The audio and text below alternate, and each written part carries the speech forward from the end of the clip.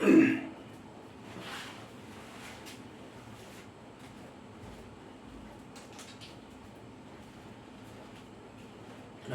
हम लोग अगले क्वेश्चन पे विचार करते हैं।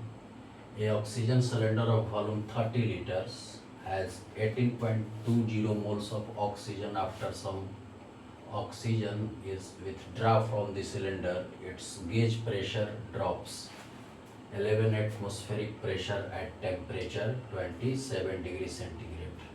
The mass of oxygen withdrawn from the cylinder is nearby equal to, ये दिया हुआ है गिवन।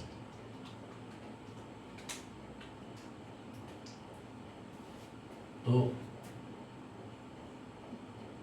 इसके लिए फॉर्मूला यूज करेंगे PV इक्वल टू NRT।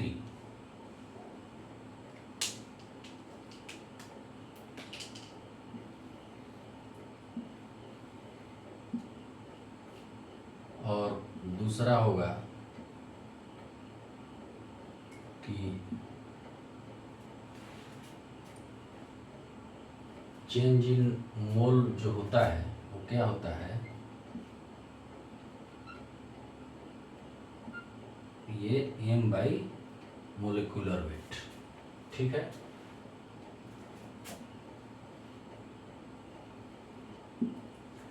और तीसरा है कि मान लीजिए इसको लिखा जा सकता है P प्रोपोर्शनल टू n, यानी कि P1 by P2 equal to N1 by N2।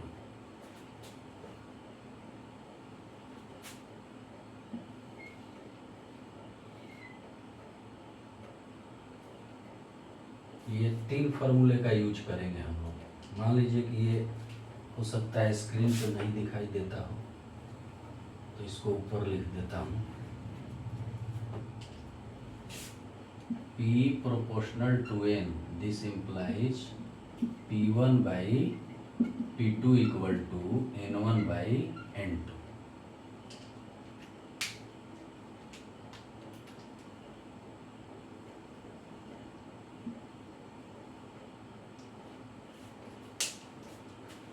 ये 3 फार्मूला हो गया।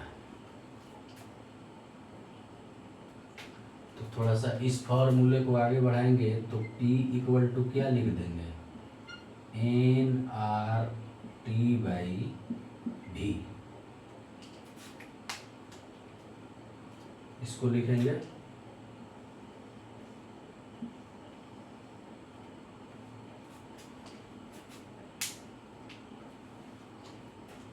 तो चलिए जो जो दिया हुआ है, गिवन दिया हुआ है, n आपका कितना दिया हुआ है, 18.20 मोल्स। R का मान दिया हुआ है 100/12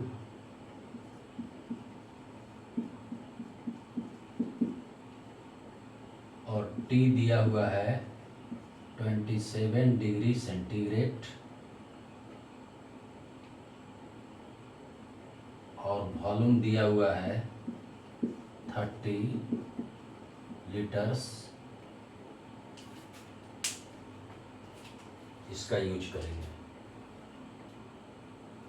तो सबसे पहले इस फार्मूले का यूज करेंगे। P तो निकालना है हमें प्रेशर, मूल स्थिति का। तो n के जगह क्या लिखेंगे, 18.20 हो गया। R का वैल्यू दिया हुआ है 100/12, T है 27 और V 30 लीटर है।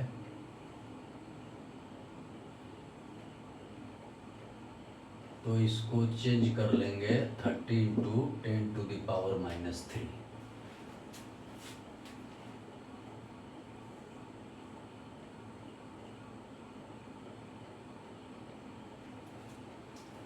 अब इसको आगे हल करेंगे तो 18.20 × 100 × 27/12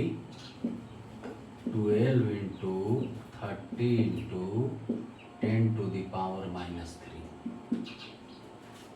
ठीक है।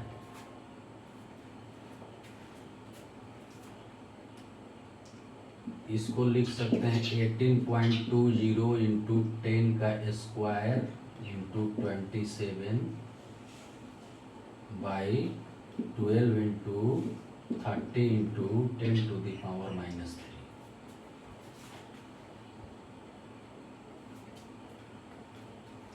एक स्टेप और बढ़ा लीजिए। 18.20 इंटू ये ऊपर गया तो प्लस हो गया 10⁵ इंटू 27 बाई 12 इंटू 30 बच गया।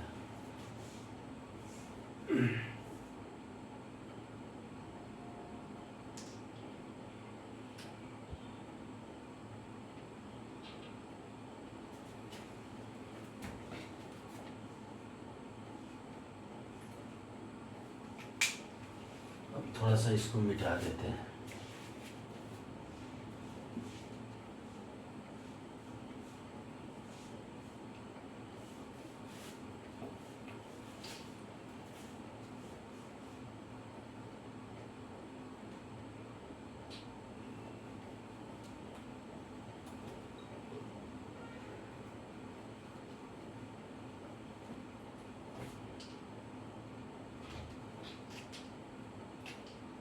आगे हल करने पे आएगा 18.20 इंटू 10⁻20 इंटू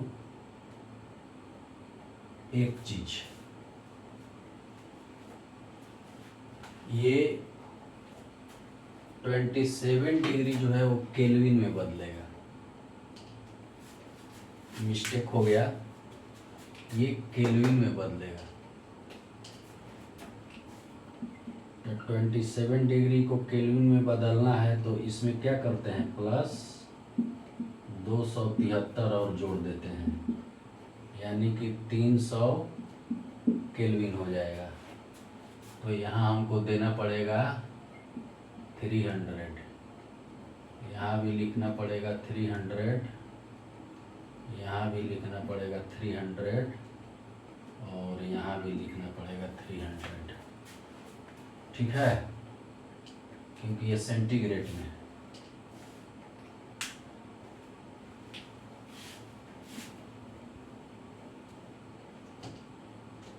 अब चलिए,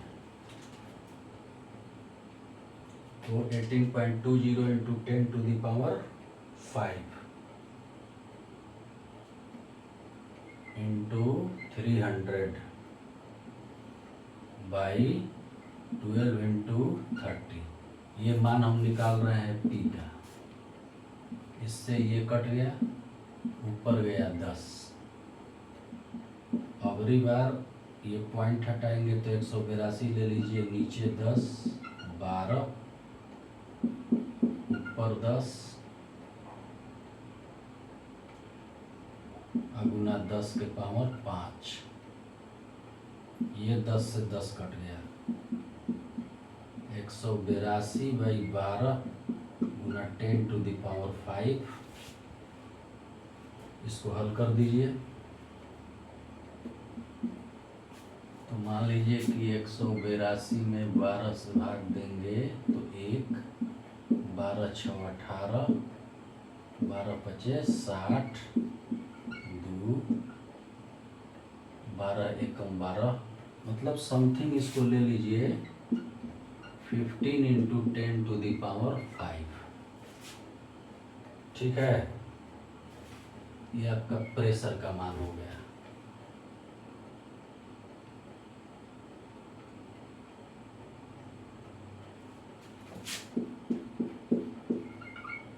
ये आपका प्रेशर का मान हो गया मूल स्थिति में। तो बाकी को मिटा देते हैं।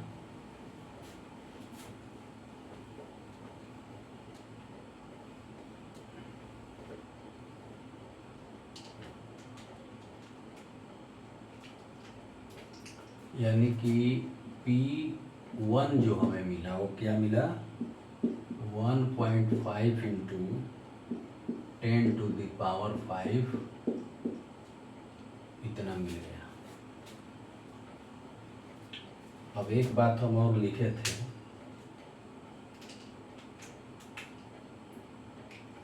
कि PV बराबर nRT, इस फॉर्मूले से P प्रोपोर्शनल टू n, तो this implies P1/P2 equal to N1/N2।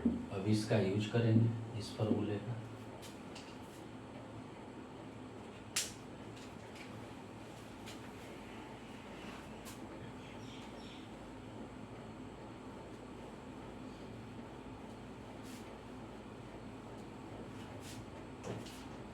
तो इस फॉर्मूले का यूज करने के लिए P1 का मान तो हमें मालूम है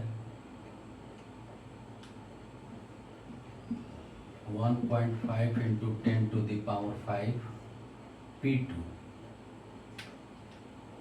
और जहाँ तक P2 की बात है तो वो कह रहा है कि 11 एटमॉस्फेरिक प्रेशर ये ड्रॉप कर गया, ड्रॉप्स। तो यानी कि इसको हम ले लेते हैं 12, एक जोड़ के 10⁵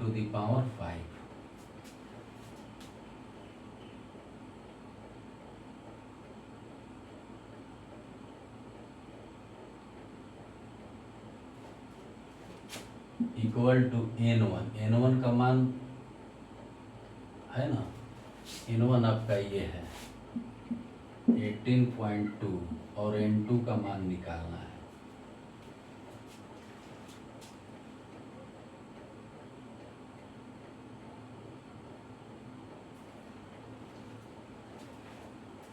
तो इस अनुसार हल कर दीजिए। 15 × 10⁵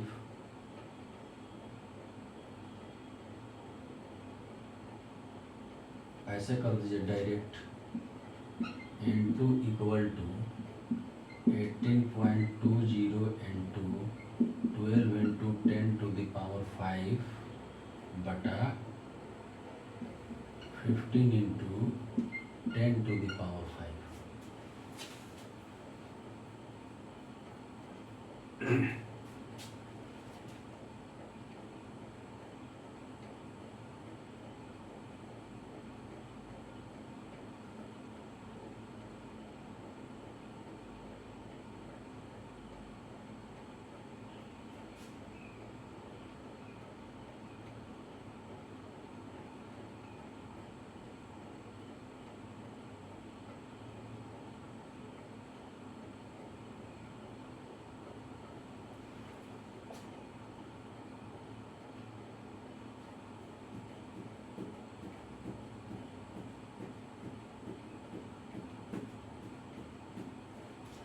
तो इससे ये कट गया तो मान आ जाएगा 182 × 12 बटा 15 × 10।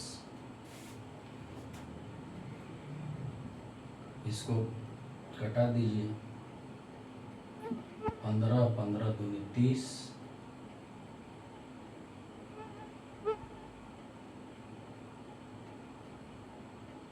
2 बच गया।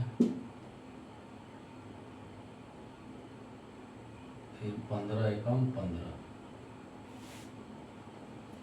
मतलब बराबर 44 से 14.5।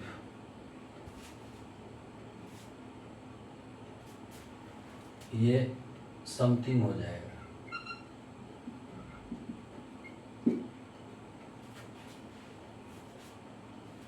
और N1 की जो वैल्यू है हमें मिला है 18.20। तो एक बोले हैं फॉर्मूला के लिए कि change in mole equal to क्या होता है, इतना फॉर्मूला होता है।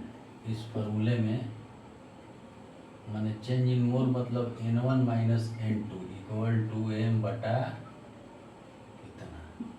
N1 आपका पहले निकाला हुआ है,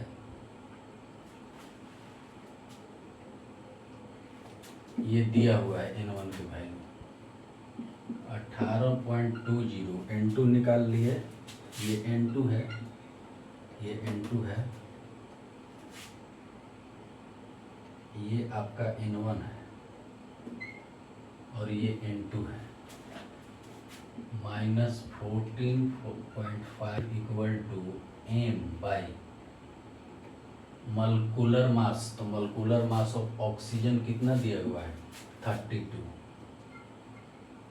इसको घटा लीजिए, 18.20 14.5 0 7 4 11 7 5 12 हो गया, 4 3 7 हो गया, लगभग 3.7 हो गया, equal to m by 32। m जो आपका निकला वो 32 गुना 3.7। तो ये 3.7 में 32 से गुना कर दीजिए, 7 दूनी 14, 3 दूनी का 6 1 7, 7 का 21 11, मतलब समथिंग 118.4 आ गया, 118.4 आ गया। तो लगभग ये 3 हो जाएगा, समथिंग इतना हो जाएगा kg।